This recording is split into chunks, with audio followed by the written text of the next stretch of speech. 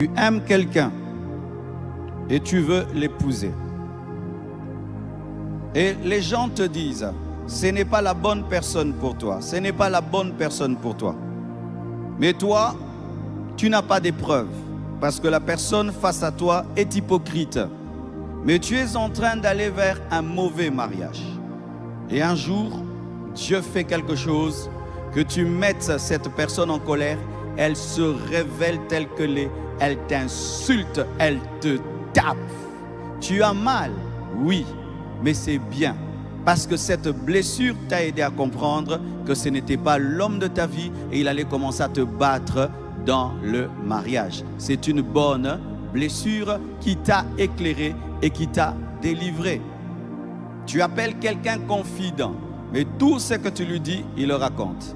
Tout ce que tu lui dis, il le raconte. Et toi, tu continues à dire, et tu es étonné que tu aies des combats, et partout on sait ce que tu fais, et tu ne sais pas que c'est elle. Mais un jour, tu surprends qu'elle a appelé quelqu'un, et même tu as le voice, qu'elle a dit des choses, et toutes tes confidences, elle a donné. Ça va te faire mal, oui, mais ça va te délivrer d'une personne qui était proche de toi, mais qui était en train de te délivrer. Il y a des bonnes blessures, des blessures qui éclairent, des blessures qui canalisent, des blessures qui délivrent. Et gloire à Dieu pour ces genres de blessures. Acclamons le Seigneur. J'aimerais vous présenter les Écritures par rapport à cela. Premièrement, le verset que je vous ai lu. Mais il était blessé pour nos péchés, brisé pour nos iniquités. Le châtiment qui nous donne la paix est tombé sur lui.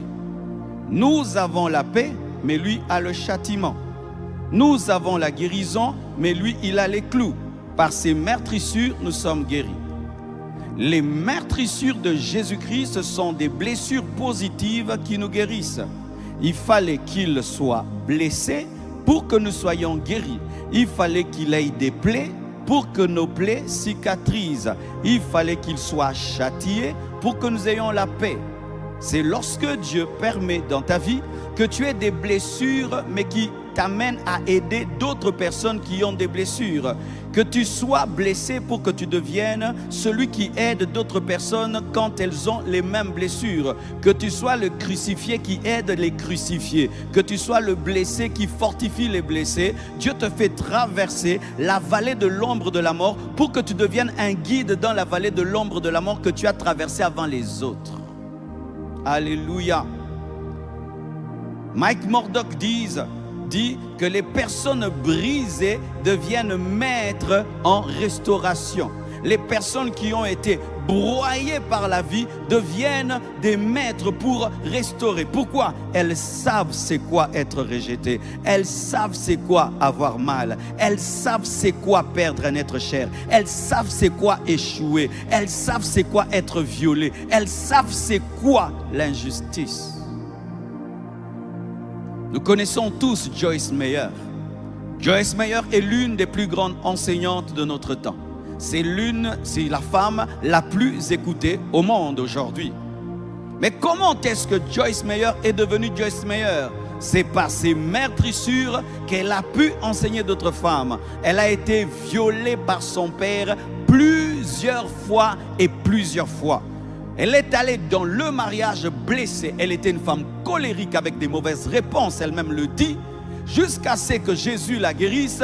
Et elle a commencé à enseigner à d'autres femmes comment être heureuses toute leur vie, de sorte qu'elle a tellement bien enseigné aux femmes que les hommes ont commencé à la suivre. C'est ces blessures qui ont fait d'elle une grande enseignante. Par ton feu, tu auras ton message. Par ton feu, tu auras ton message. Par ton feu, tu auras ton message. Ce qui te fait pleurer aujourd'hui va devenir ton message. Ce qui te fait pleurer aujourd'hui va devenir ta particularité. Ce qui te fait pleurer aujourd'hui va devenir ton adresse. Lorsqu'on cherchera quelqu'un qui a connu tel problème et qui est sorti par là et qui a des choses à dire, c'est toi qu'on cherchera. Et Joyce Meyer aujourd'hui fortifie les filles violées, fortifie les femmes désabusées parce qu'elle sait de quoi elle parle. Alléluia. Lorsque nous lisons Exode 1, verset 12, la Bible dit: Mais plus on l'accablait, plus il multipliait et s'accroissait. Et on prit en aversion les enfants d'Israël. Lorsque Joseph est mort, il y a eu un pharaon qui ne connaissait pas Joseph. Un pharaon qui n'était pas frappé par la bonté de Joseph. Un pharaon qui ne maîtrisait pas l'histoire et qui a commencé à persécuter Israël. Les Juifs étaient venus là-bas pour manger et être secourus par Joseph. Il leur avait donné Goshen, mais ils se sont multipliés parce que c'était les fils d'Abraham, les fils d'Isaac et de Jacob. Ils avaient la multiplication. Donnez-moi la main.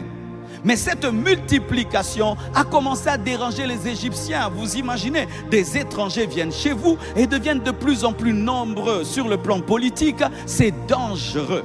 Et le pharaon qui ne connaissait pas Joseph, qu'est-ce qu'il va faire? Il va établir une stratégie de les faire souffrir en durcissant les conditions de leur travail. Et il savait que si je durcis les conditions du travail, ils vont commencer à tomber malades, ils vont commencer à mourir. Mais la Bible nous dit, plus on les accablait, plus ils devenaient nombreux. Plus on les accablait, plus ils devenaient nombreux. J'aimerais t'annoncer que les douleurs positives donnent la multiplication et donne la force.